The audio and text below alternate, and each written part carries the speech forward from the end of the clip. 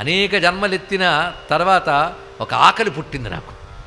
ఆ ఆకలితో అడుగుతున్నానయ్యా బ్రహ్మ విద్య పెట్టమని. అది ఆకలి లేని వాడికి అన్నం పెట్టకూడదు, అన్నంతో ఆడుకుంటాడు. అది జిజ్ఞాస లేని వాడికి జ్ఞానం చెప్పకూడదు, వాడు విసుక్కుంటాడు. తెలుసుకోండి, ఇక్కడ జిజ్ఞాస లేని వాడిని మీరు ప్రవచనానికి కూర్చోబెట్టనుకోండి, అనీజీగా అటుగుడి తిరుగుతుంటాడు.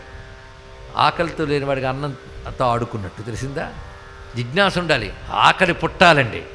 మోక్షం కావాలి, భగవంతుడు కావాలని ఆకలి పుట్టాలి. ఆ ఆకలి పుడితేనే భగవంతుడు అన్నం పెడతారు. తెలుసుకోండి, అదే భవతాపన క్షుధావేదనచే తపక్కుతపవేళ కనుంగొనగల్గే బ్రహ్మ విద్యౌదన భిక్ష నాదు హృదయంబను పత్రికయందు పెట్టవే ఆదర వృత్తిమై పునరయాచిత వృత్తి సుఖింతునీశ్వరా. ఓహో, ఇది అడిగేవా, అయితే గెటప్ మార్చుతానన్నాడు.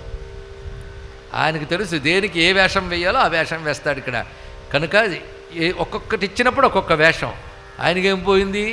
ఏ రూపం లేదు కనుక ఏ రూపమైనా ధరించగలడు. తెలుసుకోండి, ఇక్కడ వెంటనే అక్కడ ఒక్కసారి జ్యోతిపుంజం ఒకటి గోచరించి, ఆ జ్యోతిలో ఒక మర్రి చెట్టు కనబడి దాని కింద కుర్రవాడగా దక్షిణామూర్తి రూపంలో దర్శనమిచ్చారంట మహాత్ముడు. వశిష్ఠ మహర్షికి అయినటువంటి దర్శనం ఇది, వశిష్ఠుల వారికి. అలా దర్శనమిచ్చి ఉపన్యాసం ఇవ్వక్కర్లేదు, అలా చూసి చిరునవ్వు నవ్వాడంతే. ఆయనకున్న సమస్త అజ్ఞానం పోయి సంపూర్ణమైన బ్రహ్మజ్ఞానం పొంది ధన్యుడైపోయాడు. ఆహా, ధన్యుడయ్యాను పరమేశ్వరా, చాలు నాకు అన్నాడు. ఎందుకంటే అజ్ఞానమే మృత్యువు, జ్ఞానమే అమృతము. ఆ జ్ఞానం దక్షిణామూర్తి స్వరూపంగా నువ్వు అనుగ్రహించావు, ధన్యుడినైపోయాను.